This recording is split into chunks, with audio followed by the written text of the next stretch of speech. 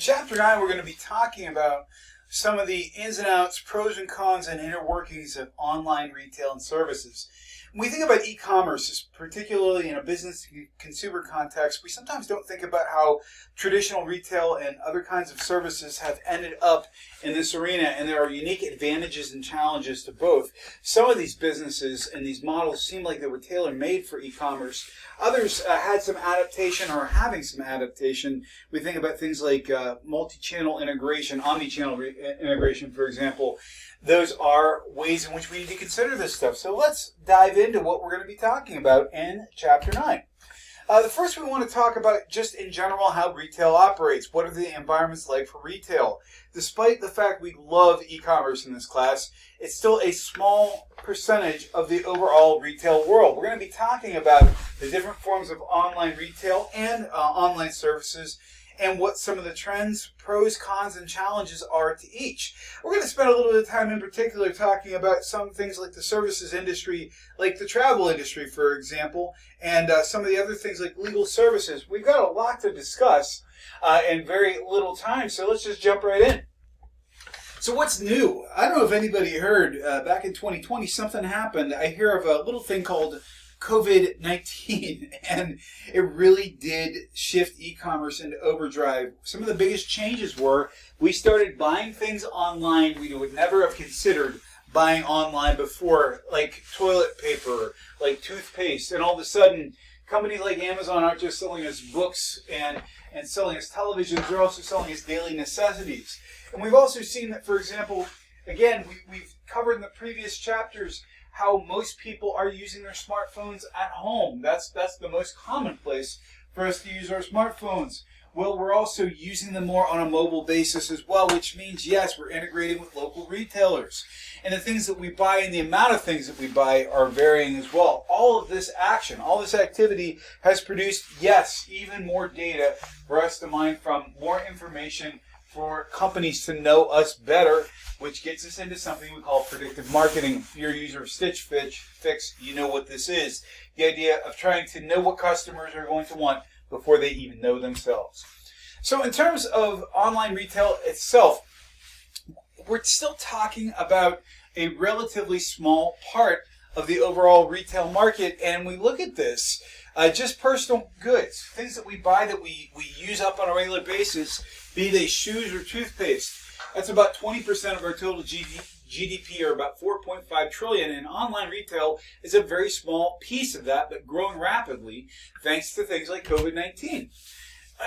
When we talk about retail, there are 7 major segments, and the way we use internet within all of them depends on the nature of the products. For example, more people still go to Best Buy in person to buy a flat screen TV because some people are just not comfortable buying large items, dishwashers, washers and dryers, supplies like that, goods and services like that online. So we still are seeing that there's room to grow there, and people are still using the internet more as a source of information before they buy their flat screen than having it delivered to their home, although the pandemic also helped that as well. Companies that were already established doing any kind of retail, like a catalog or mail order, were really well positioned to jump into this sector and have seen continued growth if they've managed it well. So in terms of the U.S. retail industry in general, you can see here that we're talking about essentially online being the smallest part of it at this point. When we get into consumer durables, things like washers and dryers and televisions, that's still the largest part of the retail economy. And a lot of these other things, for example, like gasoline and fuel, you're really not seeing a large business-to-consumer action on those online simply because you can't plug your car into the internet. Well, I guess you can if you have a Tesla, but most of us are still buying fuel, for example. But things like food and beverage, we're getting more in with that. If we look at what's happened over the pandemic, for example, people relying on stores or delivery services like Grubhub, for example, to deliver that kind of food. More companies getting into being even ghost kitchens or ghost restaurants.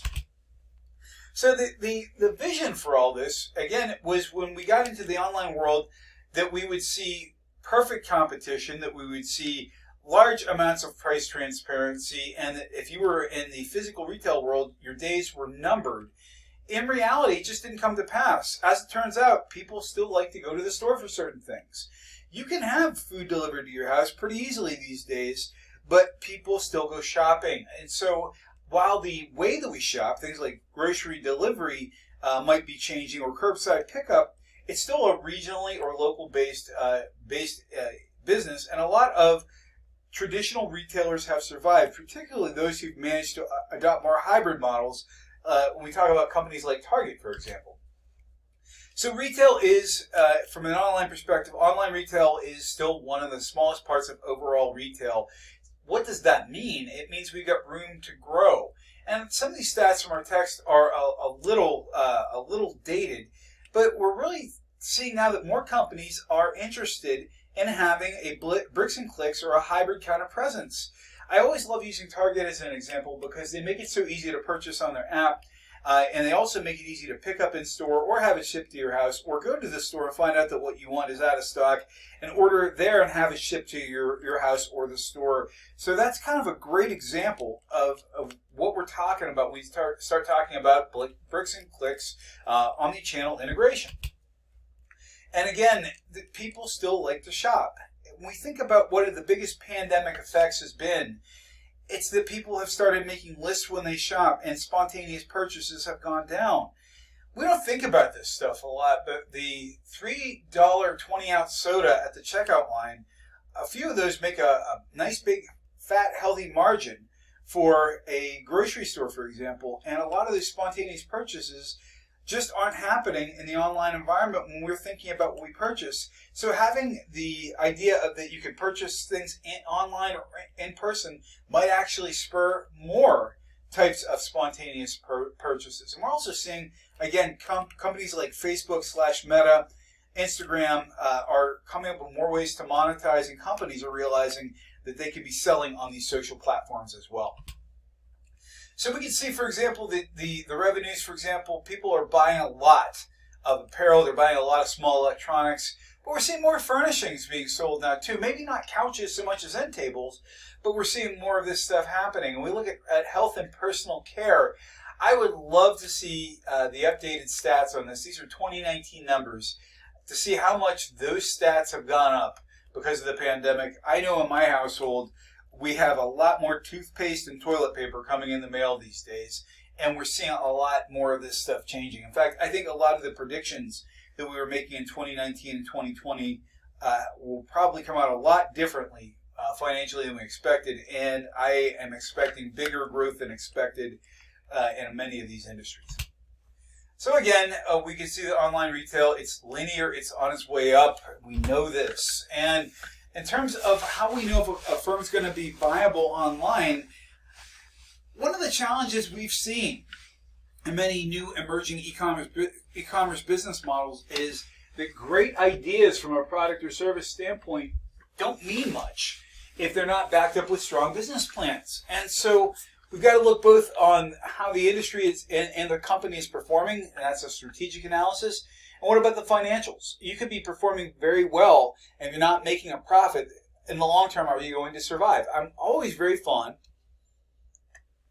of talking about Amazon in this regard. For about the first decade of their existence, Amazon was not profitable, but yet investors kept pouring money into the company because they saw the long-term potential. We saw a similar phenomenon with Uber, for example, and the fact that they've only been profitable about the last year of this recording, but yet people saw the potential. When you follow on in these businesses, if you're not a first mover, you get to learn from the first mover's mistakes, or you also discover that there was only room for one major player in that market. It's going to be interesting to see how that works out with people who are not Amazon, but have followed in the footsteps of Amazon. So what are the things that affect our strategic analysis and our ability to enter a given market? Well, what are the barriers to entry, for example?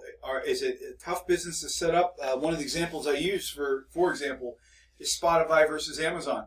Both are online businesses. Spotify, although there's a lot of commercial licensing rights that have to be taken care of for all that music and getting content, they're not really shipping product. Amazon has to have warehouses and distribution systems, for example? What about the power of suppliers and customers? So do your suppliers have leverage over you or vice versa? And what about the customers? Do they have other options? Are there substitute products out there for them? And in terms of your industry value chain, are there ways to gain advantage? Are there ways to make your product more efficient so that you can charge less for it or charge a higher price if it's premium? And also, within your industry itself, are there other players competing for the same scarce resources? Things that are firm specific are things like, for example, how efficient are you in turning products into or raw materials into products and services? Are you as good at what you think you're good at as you really are? Do you have new products or services you can develop? And are you up for it technologically and legally? For example, companies like Uber are not above the law, although they're skirting the law. For example, one of the biggest challenges to Uber has been licensing. People who drive taxis need licenses and to be certified. People who drive for Uber need to have a driver's license, but there's no actual certification. So where does this fall out legally? And a lot of these companies are just barely ahead of the law. We start looking at the financial analysis. I won't give a lot of detail to this, not that it's not important, but this is standard business. Are you operating in a way and in an environment where you can profitably make your product and reinvest in the company? If you want to know, to go back to Uber, for example, one of the reasons it's taken so long for the company to gain profitability is the reinvestment in developing technology and self-driving cars. Same with companies like Tesla, who had to work a long time to become profitable. And so again, what kinds of profit margins are you looking at here? And all of these are basic accounting principles that you should be getting also in any good, solid accounting class. But if you have more debts and more development than you have profits, if your shareholders and the people who are investing in your company don't see a future, your company probably won't either. So there are really, we get into the primary business models in terms of retail. We've got virtual merchants, and those are people who are catalogs who essentially adapted to the virtual world. We've got people like Target and Walmart that are bricks and clicks that do both. We've got catalog merchants. I know I said virtual merchants and catalog merchants in the same breath, and they are more or less the same, except their origins are a little different. Manufacturer direct, which is wonderful for those companies because they're cutting off retailers and distributors, and there are challenges to each of these. Virtual merchants are very similar to catalog merchants in the fact that they are companies that started off selling directly online. I would argue at this point in time, Amazon might even be bordering on bricks and clicks because of some of the companies they bought. And for example, they bought Whole Foods. They're also attempting to get out more into the retail world through Amazon Go stores and some of the Prime stores that they're developing. But they started off online. If you want to sell directly online, yeah, some of the barriers to entry may seem low. You don't need a storefront. You're going to need a distribution network. You're going to need to get people to know about your store. Search engine optimization, and it takes a lot of time to make a web presence that works well and that will maintain interest and fulfill your business mission. So if we look at who has the largest share of the market at this point in time, in terms of online sales, virtual merchants, people who do this stuff primarily still have the lion's share. In fact, at the time of recording, Amazon reported that last year that about 49% of all e-commerce business-to-consumer sales in the United States were them. That's an insane number. If we look at omni-channel merchants, they're catching up. The Walmarts and the Targets of the world are doing more with online as well. They've got some leverage there. I think they're going to continue to see some momentum where Amazon may be hitting its peak. Then we get into for example, manufacturer direct, we're seeing more of those folks take off, and catalogs are still keeping almost 10% of the market. So we talk a lot about Amazon because how can you not talk about Amazon in a class about e-commerce? These guys not only created the model that everybody wants to be, they continue to refine it all the time, and they do a little of everything. Yeah, they have a traditional business model that they sell items for a profit, but they also allow third-party sellers on as well. They also sell internet service, or hosting, I should say, for companies. And we've got a company that essentially sells a subscription as well. So they've got multiple revenue models.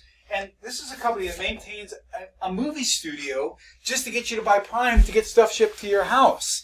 And they've done it through efficiency. They've done it through integration, vertical integration. They've done it through industry value webs and becoming the biggest player on the block. So in terms of who their competitors are, at this point, it seems like it's almost everybody. Because they're competing with catalogs, they're competing with brick and mortar retail, they're competing for groceries at this point. So they're involved in a little bit of everything, even healthcare for that matter. So they're getting into other kinds of services as well. The biggest challenges they're facing from a legal standpoint are competition and antitrust, although they've been taken out legally a couple of times over paying taxes. We're seeing now labor disputes. People are trying to unionize within Amazon facilities based on the labor conditions that they're reporting, and the government wants to get, Uncle Sam wants as many tax dollars as he can get, and when you're a company as big and as profitable as Amazon, you're probably taking a pretty hard look at them. So Amazon is a profitable company and continues to expand. I think if I were looking at why Amazon is going to continue to become more and more competitive, if you are so vertically integrated that you not only maintain your own shipping service and you're cutting out UPS and FedEx, but you're even offering those services now as services to other companies, you've accomplished something. That's not to say that big companies like Amazon cannot eventually be taken down. It's just to say that they, at this point, are kind of the standard by which all other large e-commerce companies are measured. And then we get into the Targets and Walmarts of the world, the people who are trying to do both. It's challenging because you're trying to get in and be competitive from a cost and selection standpoint with people who grew up in this market, like Amazon, for example, but you also want to maintain a retail presence. That's an advantage and a disadvantage. Getting alignment. And Target's doing a pretty good job with it by allowing people to shop in-store, online, on an app, and have an equivalent experience. And things like rewards programs to sync up across platforms, that can give you a running chance here. And Target's decision to also focus on things like groceries. In some ways, they're trying to be everything to everyone. So is Walmart. Then there's the matter of perception. Walmart is perceived to be a less upscale store than Target, even though Target is also a discount store. And so I see a lot of future in the omni-channel retail sector. On one hand, catalog merchants were companies that were ideally set up for e-commerce because they'd already been doing mail order. On the other side, they've also kind of struggled at times to position themselves against some of the new players because a company like Amazon sells a lot of the things that Lands' End sells or LL Bean sells or Cabela's sells. It comes down to having to leverage the strength of brands, for example, and move into the new era without alienating your existing customers. A lot of people who like these kinds of businesses tend to be people, say, over the age of 60 who still like physical catalogs. Physical catalogs are not easy to update, where you can update a website once and everybody has access to the same new inventory. A catalog has a time lag, it costs money, and again, the question is ultimately the demographics who like these catalogs may also just be fine moving into the online world as well. Manufacturer direct. A lot of companies are starting to say, why do we need to go through a middle retailer, even if it's online? One of the most high-profile ones I would say, for example, that's worth considering is Nike. Nike had a pretty high-profile falling out with Amazon. Although you can still find Nike products on Amazon, you'll most likely get better prices on Nike's app or Nike's website. They're starting to say to themselves, why should we not have all the fun just like Amazon? Why shouldn't we be able to maximize our profit by cutting out retailers and distributors? And so more companies are starting to realize the value in this. And what's this giving birth to? The custom market, the idea that we can have customer and company co-creations, sneakers that we've created together, and also put more emphasis, instead of dealing with retailers, on better vertical integration and relationships with suppliers. So some of the common themes here that we're talking about, essentially, all this idea that we were going to have price commonality or that there would be little price dispersion, we'd all know what things cost and pay the same price against different retailers, just hasn't come to pass. We've also seen that social has played a big role here. especially when you get into things like the fashion industry, it makes sense that visually based social media outlets would be places where people would want to buy stuff. If you're showing off your new pair of Nikes on Instagram, why wouldn't Nike be on there to enable you to buy shoes on that same platform? And we're also seeing that because people are using so much social and we're leaving so many online trails, we again are getting into more analytics and big data and ways of knowing our customers. So this week, I'm going to be asking you to take a look at how Stitch Fix does what we refer to as predictive marketing. In other words, we can look at your past behavior and predict what you might like in the future. We see it in Amazon. We see it in other companies too. Usually in an email setting, if you like this, you might like that. Anybody who's ever paid a visit to my office, for example, here at St. Francis University, will notice that in addition to clutter, there's a lot of Batman stuff around here, and it probably makes a lot of sense that Amazon is targeting me with this stuff. But Stitch Fix is kind of taking it to the next level in terms of giving people options for clothing and picking out styles that would work with the styles that they have created. And it's worth a look-see. So I look forward to seeing how this conversation affects you. And again, we've seen more of this stuff occurring now because of the pandemic and more people shopping online. Then we're getting into the service sector. The service sector in many ways was tailor-made for e-commerce. Why? Because we're talking about an entire section of the economy that isn't even dealing with products. We're dealing with information. And so we're seeing more of this stuff migrating to an e-commerce format. One of the best examples I can think of is telemedicine, telehealth, for example, or legal services, or banking or investment services. These ultimately all are information. And so it makes sense that some of these services will be migrating to an online environment. They were tailor-made for it. So the biggest industry groups, we're going to cover these pretty quickly today because I think a lot of the themes become pretty common. They're information-based types of industries. So we'll go through all of them and we'll talk a little bit more about some than others. But the kind of the key to all of this is you've got businesses that are based on exchanging information. And is there a better place to exchange information than the internet? At least not a faster place anyway. So financial services. There were a lot of people who held out, who did not want to speak to financial advisors, deal with banking, deal with retirement, and the pandemic kind of put an end to all that because all of a sudden that was our only way of reaching these folks and managing our retirement. And we're seeing more folks do online trading and other kinds of things, even within their own retirement plans. And so we see more people who have adopted to these kinds of models. Online banking is interesting because a lot of the original online banks, the ones that were strictly online, did not have any physical branches, did not fare as well as those who had in-person banking options. In the United States, the truth of the matter is there are still times when you need to go to the bank, whether it's to actually get cash or to sign paperwork or to get specific services. And so it comes down to the idea that even though it was a great idea, we're seeing more hybrid models succeed than pure online banks.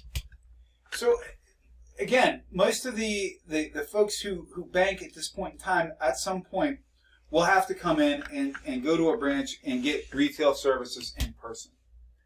We also, when we say we're looking at financial aggregators, we're talking about people who are using things like Yahoo Finance, for example, to play the stock market and to get information about their portfolios. And we're seeing that as a new and emerging model where people are managing multiple accounts through portals, for example. Online mortgage has been successful, but again, mortgages are complicated. And what it comes right down to is a lot of the times it's not easy, in some cases not even possible, to do all the paperwork you need online for certain financial arrangements. So the traditional bank mortgage and meeting a lender in person still has held on. We're seeing more people go to the online services, though. We're seeing, for example, companies like Geico that have been around in a traditional sense for years also saying, why do we need to have physical offices? Why do you need to get statements in the mail? Why can't you just deal online for your insurance? In reality, how often do most people visit their insurance agent, which, unless you're running a business and have a specific reason, individual insurance, car, home, life, for example, most of those needs can be handled in an online format at this point in time. Again, it's information. Real estate's been a little tougher, and depending where you live, purchasing property can be more complicated. There can be more hurdles to jump through. It's been one of the sectors that has not worked out as well as others, such as banking and travel, in particular travel, simply because it does require local interaction. Online travel, however, has been very successful. It's interesting. Companies like Expedia and Travelocity and all these firms, which, by the way, we're seeing a lot of consolidation in those industries. These companies essentially were taking undesirable goods and repackaging them into desirable goods. Prior to Orbitz, prior to Travelocity and Expedia, it was much more common to get direct flights into major cities, and these companies started sandwiching undesirable shorter flights into desirable longer flights. What ended up being the result was airlines were getting bookings for flights that normally would not sell out, and at the same time hotels that were standing idle, even if people weren't paying full price. Somebody paying a partial price for a hotel room is generally better than that hotel sitting empty for the night. And so we saw undesirable products being turned into desirable products. The unfortunate side effect has been the airlines have caught on, and now, for example, they're not really offering as many direct flights. This is part of that equation because they realized they could sell more and have fuller flights if they combine shorter flights into longer flights instead of providing nonstop. Hope that makes sense. In terms of travel, why is it ideal? Because ultimately it's an information-based service. Ultimately, there are airlines and hotels that don't want capacity that's sitting unsold, and people always want to go places, and that we don't want to deal with travel agents. In fact, if I think about one of the industries that's been hit the hardest by the e-commerce revolution, I don't think there are as many travel agents as there were around 10 years ago. And again, if we look at the years, I think we know what happened in 2020 and 2021. And by 2022, we were back to pre-pandemic levels, and the sky's the limit, pun intended. So again, if we look at where the money's being made, the money is being made on getting rid of flights, or not getting rid of flights, filling flights that normally wouldn't be full, and filling hotel rooms that would normally not be full as well. There's a lot of competition, and it's getting harder and harder to make money in these industries, and the reason or the end result of this is we are seeing a lot of consolidation in the industry. It makes sense. The big players are buying the smaller players, and we're going to see less price competition. Ultimately, I think we've all noticed the price of airline tickets going up. Part of it's inflation and fuel costs, and part of it is we're going to see a lack of competition. And so less competition equals higher prices. So in all of these types of situations, there's something called astroturfing. And that means basically fake reviews, giving people a bad name through a fake review. And it's something we really have to be aware of in all of these services industries right now because it's a thing. Knowing whether or not somebody is giving a credible or real review, and people are being paid to give reviews. So you have to know what you're talking about.